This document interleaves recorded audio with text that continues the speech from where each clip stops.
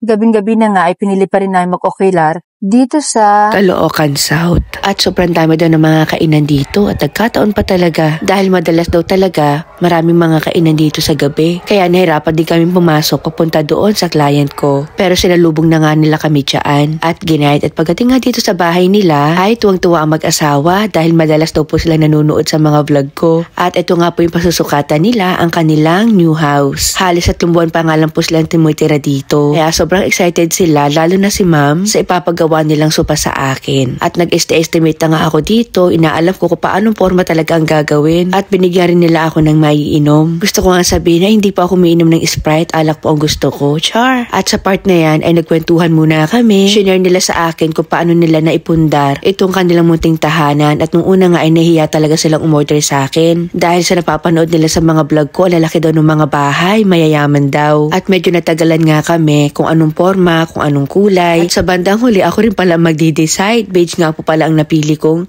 kulay ng sopan ilalagay nila dito. Pati nga po yung mga decide, ako na rin po ang bahala. Alam nyo, maliit man o malaki ang bahay, kayang-kaya nating ayusin yan. Ito nga yung gustong-gusto ko, yung mga ganitong klase ng bahay, yung may mga gamit na, tapos mas aayusin natin. At pina-estimate na nga rin nila yung kanilang mga bintana, pero syempre unahin muna daw nila itong sopa nila dahil matagal na nga daw pangarap yan ni Madam. Pinasukat ko na rin yung pinto, pinacheck ko kung saan pwede idaan dahil medyo mahaba po yung sopa nila. So ito yung part na malungkot. Okay naman kahit ano yung totoong buhay. Sabihin nyo.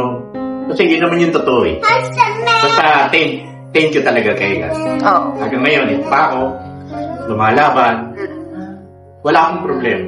Sabihin nyo lahat yung tungkol sa akin. Wala akong problema. Oh. Ano po yung nagpapalakas sa inyo ng loob? Mga anak mo.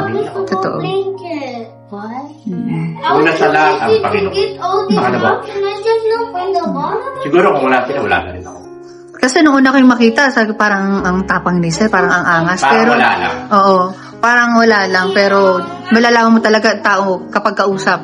Muna, yung magsasayko mo yung ugali. Kasi ako itong tao eh. Oo. Marami nagagalit sa akin kasi sa ugali. Anong ugali? Malakas lang naman ang boses niyo, nakikita ko. Hindi po ako pwede makapagplastikan. Oo. Kung ano yung gusto kong sabihin, sinasabi. Oo. Kung ayaw ko sa'yo, sabihin ko sa'yo. Kahit yung mga anak ko, alam nila yung ugali ko. Hindi pwede sa akin yung mamaya na utang ko, kailangan timano. Kung ano yung inutos ko, tigil mo yung ginagawa. Kasi minumulat ko sila eh. Pero ako, sa dami ko na nakausap na tao, alam kong ang mga malalakas ang boses. Yan yung may dinadala, at yan yung may talagang malambot ang puso. Nagagalit lagi yung asawa ko. Kasi nga, lagi daw ako nakasigaw. Talagang natural ko yun. Natural yun, parang itay ko, malakas ang boses. Maraming taong ganun eh, na angas-angasan pero totoo talaga malambot ang puso. Pero talagang naniniwala ako sa kanya. Kaya nang minsan naghihina nakita ko alam mo bakit ang dami namang bibigyan, bakit ako pa? May dahilan siya. May dahilan siya. Hindi nga sinasabi lagi sa akin ng asawa ko, may dahilan siya ang Diyos na binigyan ka. Lagi po kayo manood ng mga vlog na may mga sakit, ganyan, para mahimasmasan kayo. Paano kayo isosurvive. Kasi pagsubok yan, nasa inyong yan eh. Talagang pagsubok yan. Grabe pagsubok. Kasi ang dami kong mga kasama mga nagwa-vlog na ganyan ang content. Magkikilabutan ka. Wala talaga. Buti nga kayo, malakas pa kayo. Iba nga, halos buto-buto na lang. Pero totoo lang, minsan nga, gusto ko magbaril. Sa sobrang sakit. Inaalala ko lang sila eh. Pero kung hindi sila yung inaalala ko, siguro, At nabanggit na nga sa akin ni ma'am yung kanilang pinagdadaanan. Hindi ko masyado naiintindihan nung una na nag-uusap kami sa phone. At ngayon lang po ako naliwanagan. Dapat po talaga ikakancel ko sila dahil sobrang baba po talaga ng budget nila para sa sofa. Makabili kami ng bayan para iwan sa amin. Kasi ayaw niya dumating yung time na mawalan ako, tapos mapalayas kami. Di ba pag nangupahan? Kaya, tinan nyo, no? Tinan nyo, no? Kayo pa rin yung iniisip talaga niya, no? Sobrang laki niya. Kasi, imagine, kailangan niya magpapakasakit para, tapos, imagine, may sakit siya, nakabili siya ng bahay, nakabili kami ng bahay. Di ba, sobrang blessed na. Tapos yung sinasabi niyo pa kanina na 400K na... Hindi nga alam yun. Oo, tarang... Hindi ko alam yun. Kaya nang tinanggap ko yun, naiyak talaga ako. Kasi, sabi ko wala daw akong pabiling gamot. Sabi ko bilhin mo ko ng gamot, may pera ako. Nagulat siya, may binigyan akong pera sa kanya. Kasi yun man, kinukupit ko yun, tinatago ko, para sa kanila rin. Kasi if ever na, yun nga, di ba? Mayroong pera na gagamitin. Nagkataon naman na nagkasakit ako. Pero, take ko pa rin kay God. Take ko pa rin. Kulang pa yung mga anak ko eh. Nahihina pa sila eh. Oo, hindi pa kaya. Take ko rin sa inyo. At least naging honest kayo sa akin. Si Lord talaga mabait. Kasi, to be honest talaga, wala kaming set na ganun kamura. Pinanood nga natin ang vlog ni Diba sabi ko nga sa'yo, ma, parang gusto ko nang umatras. Kasi sabi ko, nakita ko yung mga bahay. Sobrang gaganda. At saka ang yayaman ng mga client. Oo, yung header lang ng kama. Yung header lang mismo ng kama. Di ba may header ng kama nakasandal? Grabe, header pala ng kama. Talagang pang free. Baka nakakaya ako. Ay, hindi naman. Hindi mo maano yung gusto mo kay ma'am pag hindi ka magsasabi ng totoo. Di ba? Naging honest kayo. Talagang hinatid ako dito. Dahil wala nga kaming ganyang kamurang sopa na ako, sige na nga, parang iba nararamdaman ko. Sige, puntahan na. Tapos pupunta dito, nag-aalangan kami kasi nga walang parking. Pinush ko pa din, sige. Alam mo yun? Thank you very much. Oo. Salamat. Alam ni Lord na may dahilan kung bakit talagang pinush niya ako dito. May tao may sakit. Yung pala yun. Yung iba kasi, ang iniisip nila, yung kumite. Oo, yung ikaw, pagdating mo pa lang, alam mo na eh. Alam ko na, ramdam ko na. Diba? Saka pagtawad pa lang sa akin ng kliyente, alam ko na, sabi ko, out of budget to, sabi ko. May dahilan to. Alam ko, nag-a-adjust na ako dun. Kasi, ang lapit lang ng pa ako, halos pwede nga namin lakarin eh. Oo. Sabi ko nga, kukuha ka dyan, hindi mo alam, hindi mo alam ang istorya niyan. Diba? Sino nga habulin natin? Kasi nakapwesto nga sila dyan. Tinda lang naman yung kanila. At pagkatapos nga, umuwi na rin kami dahil meron pa po kami isang ocular. Alam nyo, pagod na ako ng mga oras na yan. Kaya lang, nung makita ko si Sir, kung siya nga lumalaban, ako pa kaya? At sabi ko nga, gagawin ko ng paraan na agad-agad na magawa yung bago nilang sofa. At halos maghahating gabi na nga, ay nandito na naman kami ngayon sa pangalawang ocular namin. Habang nag-voice over nga ako, ay sinabi sa akin ng admin na cancel daw yung order nila. Dahil sa kadahilanan na wala na daw silang pera at may naasikaso daw. Wala naman sa akin problema yon. Ang importante lang po ay mabayaran po ninyong ocular sa akin dahil hindi kadali at grabing sakripisyo po ang ginagawa ko, ma-ocular lang kayo. Kaya lang, nagsisina lang po sila sa amin, hindi na po nila sinasagot yung mga PM namin. Shout out po, pakibayaran lang po yung ocular, maraming salamat. 1,500 pesos lang naman po yun. And after 45 days, ayan po, dito na ulit kami kila Sir at talagang sinadya namin na hapon po kami mag-deliver dito para po hindi ganun kadami ang tao at mga sasakyan. At ito na nga ang mag-ina, sobrang excited na po sila. Sa mga hindi po pala nakakaalam, may sakit po si Sir, stage 4 cancer po siya. Hindi ko na nga lang masabi kung anong klase pong cancer yun. Nabanggit niya nga sa akin, kaya lang hindi ko na naisama sa vlog. At willing naman talaga siya na sabihin kung ano yung sakit niya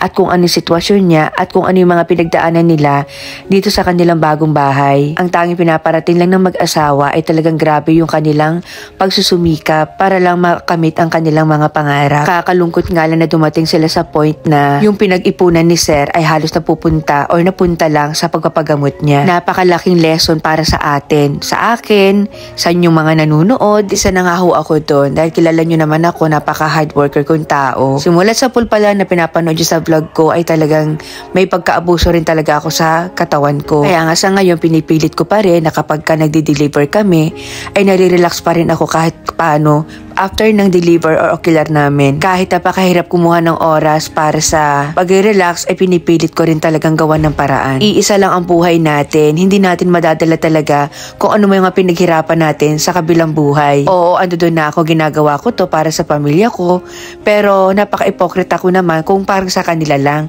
Syempre damay din ako doon. Hindi pa nga namin na isa-set up ito sa nila ay nakikita ko na ang saya ng mag-asawa. At habang nagsiset up nga sila dyan, pinagmamasdan ko si Sir, napakalaking tao, malakas ang boses na akala mo walang nararamdaman na sakit. At alam ko may iniinda siyang sakit ng mga oras na yan. Hindi ko pa na, kayo kumusta? Ako, okay lang ako.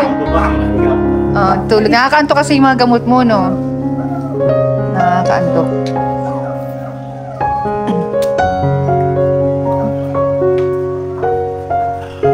Nanonood ako, nakakatulog pag-ibig ko, pinatay na pala nito. Dahil.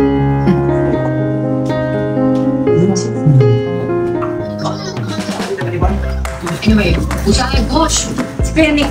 Tingnan ako. Nick, sino si Nick dyan? Ayun po, yung kasama niyo nakalaan.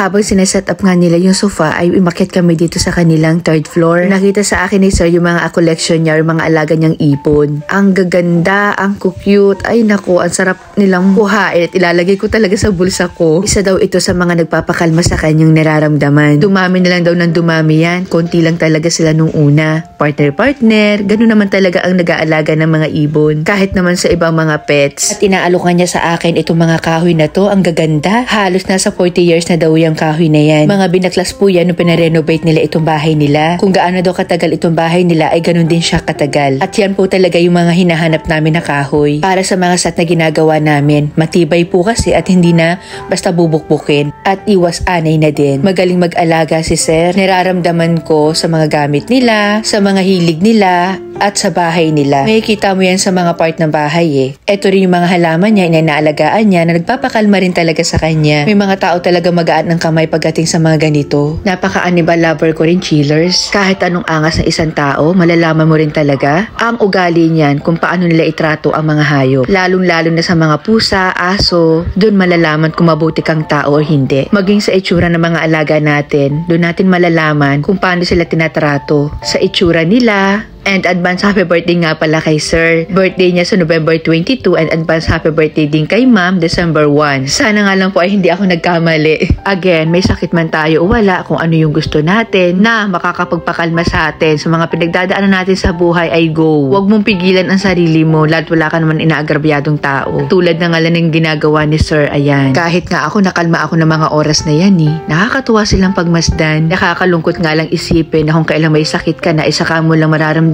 or saka mo lang gagawin yung mga bagay na gusto mo. Napakasarap mabuhay ng simple. Aanhin mo pa ang yaman kung may sakit naman tayong malala, diba? At sinare din sa akin ni Sir na siya naglalaban ng mga damit nila. Nakakatuwa talaga tong taong to. Kung titingnan mo parang manununtok eh. Pero ayan, malalaman mo talaga ang totoong ugali ng tao kapag nakausap mo na, nakasama mo na. Oh, pwestong pwesto oh! Alam mo sa alak? Ako nag-iinom ako, ma'am. Tatlong klase ng alak na talaga. Oo. And pinamigay ko lahat. Oo, so kumbaga talagang umiinom talaga kayo ng panahon. Ibita akong cobra. Yan. Wild duck. Wild duck?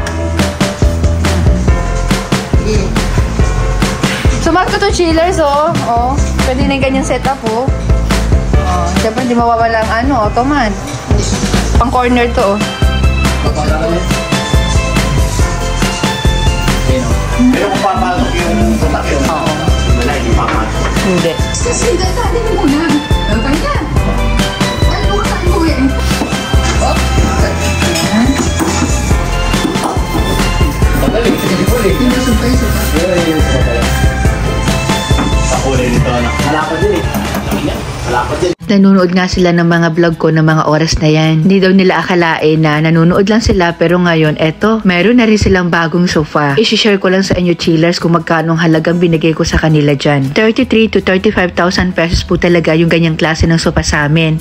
Lalo't leather po ang ginamit. At may kalakihan po yan at makapal din po ang foam na ginamit namin dyan. Pero dahil nga may sakit si Sir ay pinagbigyan ko na lang sila sa halagang 28,000 pesos. Free ocular na rin sila at delivery naman ay 2,000 pesos. So total po ay 30,000 pesos lang. Napakasarap sa pakiramdam kapag ka nakakabigay ka sa kapwa mo. Kasi ganun din naman ako chillers. Marami rin po nag-aabot sa akin. Meron nga po akong isang bagahe dito na hindi ko alam kung kanino galing. Hindi ko nga lang talaga ma-vlog at mabuksan pa dahil sa sobrang busy ko po. Shout out kay ma'am kung sino man kayo. Kayo po ba yung nagpadala sa akin? PM nyo po ako. At bakit nga ba ako talaga nakaupo dito? Ano ba? Kaya pinalipat ko na lang dito si ma'am para katabi niya si Sir. At sinad niya nga sa akin yung picture nila nung umalis na kami. Wow! Dami ko nakikitang tao na kilala ko na katulad ng sitwasyon ni Sir. Relatives, kaibigan, kamag-anak na kapag tayo po talaga ay nagkaroon na ng karamdaman kahit paano laki natin, lakas ang boses natin o ano man ang status natin sa buhay, mayaman, mahirap, walang sinisino si kamatayan. Kaya habang buhay pa tayo, maging mabuti tayo, yun na ang susi. Kahit ano pang mangyari, hindi tayo makakaligtas sa kamatayan. At hindi rin natin masasabi na porke may sakit si Sir ay wala na siyang pag-asang gumaling pa or mas humaba pa ang buhay. Nasa kanya naman yan kung paano niya dadalhin yung sakit niya. Kasi marami naman po ako mga kakilala na ganyan na yung stage, doktor din, pero nagbiglang himala. Kasi marami na rin po ako mga client na doktor. Kapag tayo nagkakasakit, hindi po talaga po pwede naaasa tayo sa doktor. Tayo mismo, minsan ang makakagaling sa mga nararamdaman natin. Madalas din na marami rin ako naging client na mas nauna pa yung taong walang sakit kaysa doon sa may nararamdaman. Kaya mahirap maghusga na porque may sakit na isang tao ay oras mo na. Ang tanging paraan na lang talaga dyan ay magdasal, maging mabuti, dahil si Lord pa rin nakakaalam ng lahat. Hindi ako, hindi ikaw. Kaya kay sir, huwag kang mawala ng pag-asa, dahil ramdam na ramdam ko kanina yung pag-share mo sa akin. Kapag umaatake yung sakit niya, ay kulang na lang daw talaga siya magpakamatay. Iniisip na lang daw talaga niya ang pamilya niya. Sana po ay maging silbing aral sa inyo itong vlog na to, na hindi habang buhay po ay malakas tayo. At ang sarap sa pakiramdam na pinagmamasdan ko siya na nakaupo na siya dyan sa sofa. At yung bintana, ipapablinds daw po nila yan soon. Maraming salamat. Maraming salamat. Edi okay lang, salamat. Deserve nyo yan. Enjoy. Thank you. Hindi tayo na picture. Picture, sige, picture.